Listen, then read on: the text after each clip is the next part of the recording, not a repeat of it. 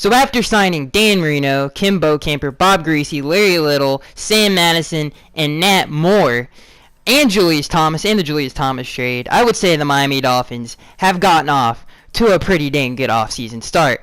And we just got even more news, more great news, that Ryan Tannehill's knee does not require surgery for sure after much speculation whether he will or will not. His knee is fully healed, and he will be ready for the offseason program in April. This is God's gift to the Dolphins fans. We've had a very good offseason, a blessed offseason so far, and we haven't even gotten to March yet.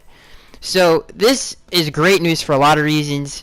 I am a huge Tannehill fan, and we're going to talk about some of the great things that could possibly happen, and I have 100% faith in happening. So what happened last season is we saw a great development in the franchise's foundation and the franchise's future. Basically, we saw a glimpse of that, and early on in the season, it looked pretty dang dark, but as the season went on, we saw the foundation of this Dolphins football team and what won us football games. We saw our offensive line be elite. Now, whether it can still be that and get guards, who knows? If they stay healthy, they can be one of the best offensive lines in the NFL. We saw the emergence of one of the best running backs, probably arguably the best AFC running back in Jay Ajayi. We saw the emergence of Jarvis Landry was already there. He didn't even emerge. He just even improved on a strong 2015 to 2016 campaign. We saw the glimpses of Devontae Parker being one of the better receiver red zone threats in the NFL. And we saw Adam Gase, what he truly is one of the best offensive minds, the best offensive mind in my opinion. He's better than Josh McDaniels. He's better than Kyle Shanahan in my opinion, and how he develops players. I think it's unprecedented how he develops football players. I don't think, other than Bill Belichick, I don't think there's anybody better at what those two guys do. So we're going to get into a little bit of that. So, like I said, Ryan Tannehill has never had a number one running back. I don't even think Lamar Miller counts because of the way we used him. Lamar Miller there was a lot of questions whether he could take the pounding. In Houston, I don't think he really proved that he could. He had a great season with Houston, but he also dealt with a lot of shoulder injuries. Same thing that he had in Miami. So he never really had the number one guy. He had Reggie Bush, who he loved. I mean, if you guys remember his rookie season, tossed a lot of touchdowns in the receiving game to Reggie Bush because their receiver core is so terrible. But he's never had a guy like Jay Ajayi, who is one of the definitely top 5 in the league in my opinion, and arguably the best in the AFC. He had 900 yards after contact, which is just crazy. And then you look at, we have one of the better young receiver cores in the NFL. If we retain Kenny Stills, we have Devontae Parker, who's a great jump ball guy. We have Juice, who I think is the number one guy. I think he's the best slot guy in the NFL.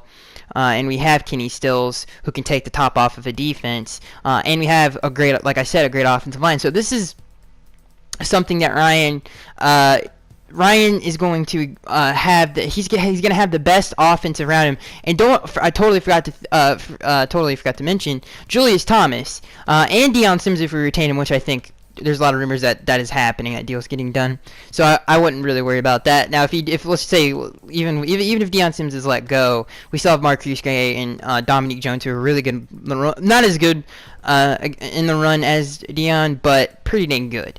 But my point is he's never had a number one tight end. Charles Clay, we had Charles Clay, big play Clay. When Charles Clay, similar situation with Julius Thomas, when he was healthy, I guess he was a number one tight end, but even he played hurt, and he wasn't always 100%.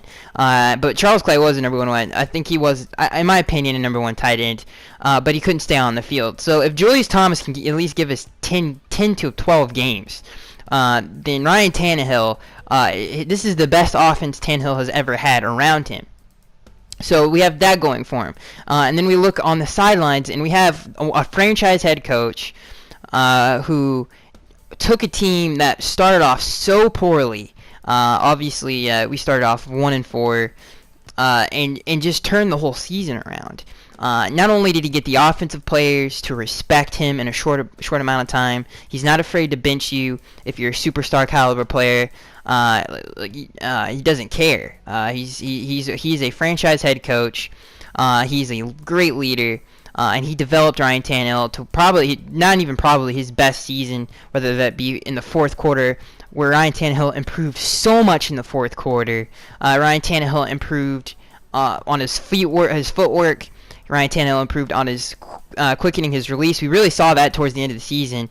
And he obviously had career highs on yards per attempt, completion percentage, quarterback rating. All are career highs, especially in the month of November. And obviously he got hurt in the month, I think, early December. He was just on fire. And I think Ryan is our franchise quarterback. I know he's one of the most pulverizing, the most controversial athlete in Miami sports history by far. It's not even close. So everybody has their different opinions on him. That's just mine. I do think he's the franchise guy. And when you look at him, he finally has a head coach that is 100% behind him, and believes that he's a franchise guy, unlike Joe Philbin, who obviously was never, we can't come in to find out, never 100% behind Tannehill, and blamed most of his, ends up blaming most of the, why we were having so much success on him, which is wrong. And so he has the organization behind him, which he never had. I don't even think after his rookie season. I don't think he ever had. Once Mike Sherman left, which I guess even his second year, even with Mike, I don't think that the organization was completely behind him, but other than his rookie season. So it's nice to have a coach that believes in your quarterback, obviously improved on his play. And I think this is just great news for the organization that Tannehill is coming back. He's going to have a whole offseason under his belt, which was a huge question mark. When was he going to come back? If he did tear his ACL, if he does knee surgery, he won't be back till mid to late October, early October. Nobody really knew, and we saw what happened with Joe Flacco and his knee injury. And again, one of the other things I want to bring up is Tannehill really got the locker room behind him. I think even when he got hurt, you saw the lighter side of Tannehill, which was was big for a lot of players because Tannehill he's probably the hardest working quarterback in the NFL. He's there crack of dawn till when the street lights go out, for God's sakes. Tannehill is a very hard worker, and he's a very fast learner. He's very smart. And like I said, with the foundation that he has around him, with this receiver core, now he's got Julius Thomas. If Julius Thomas can stay healthy, he's got one of the best running backs in the NFL. He's got one of the best offensive minds in the NFL. And watch out when Julius Thomas is on this football team, because if you go back and you watch that offense with Julius Thomas, that was most of their touchdowns. Obviously, he counted for 12 of them, which is a very, very big chunk of touchdowns for one player, and was one of the, probably top 3 or 4 red zone threat in those years with Julius Thomas. And there was a lot of accounts that didn't use him right at Jacksonville. When you look a little bit more deeper into it, so Ryan is going to have the best team around him he has ever had. He's got Kenyon Drake coming off the bench, who's a straight stud, whether that be in the passing game or in the running game. So he has the best offensive talent around him that he has ever had. In his whole career. It's not even close. He never really had any of that. One of the other things I want to bring up is he has his stats. If you look at his stats, it's some of the best. Some of the best, especially yardage-wise. You can compare it to anybody. He actually had more yards in his first 4 years than people like Russell Wilson. And that caliber of a player.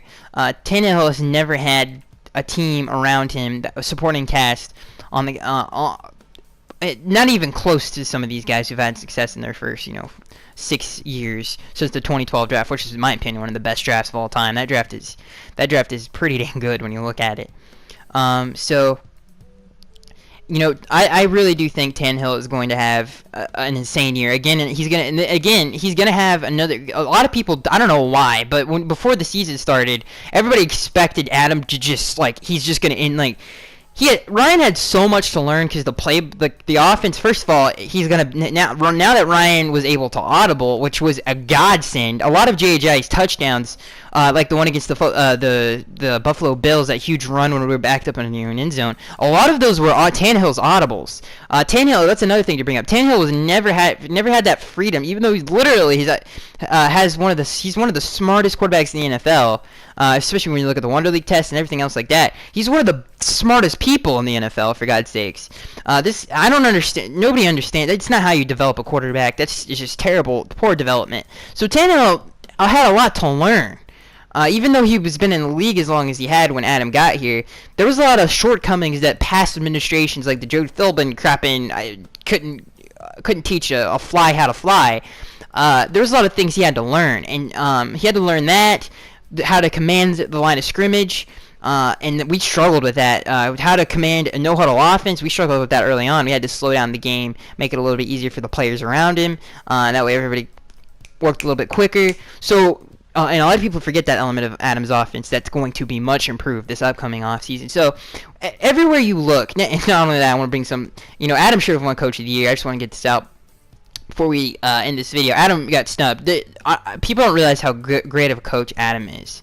I don't think there was a better job that was done last season. I know everybody likes to bring up Jason Garrett, who should not have won it. If anything, we should give Jerry Jones that award. Jason Garrett is not a special head coach. He's not. What has he schematically or developmentally done throughout his tenure there? Nothing. Okay, compared to Adam Gase in his first year. Jason Garrett had nowhere near the impact Adam did his first year. I just don't even think it's close. Adam has flipped the culture.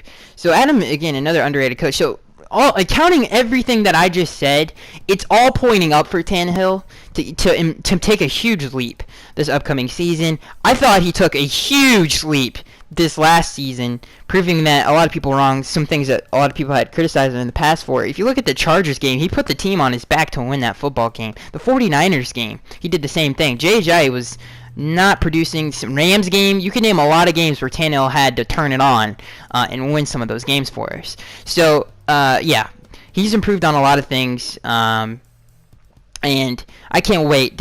I am so ecstatic for this upcoming season, it's not even funny. We finally I really do believe we have one of the best organizations in the NFL now. I really, really do. I believe that I don't think you can even debate, especially in the AFC. I think we're truly one of the best organizations in the AFC and the NFL for sure. And I can't wait to see what this group has to put on the field this upcoming season. So it's great news. Great, what an offseason we've had so far. And yeah, so that's going to be it, guys. I am Skaggs83, and I'll see you guys in the next one.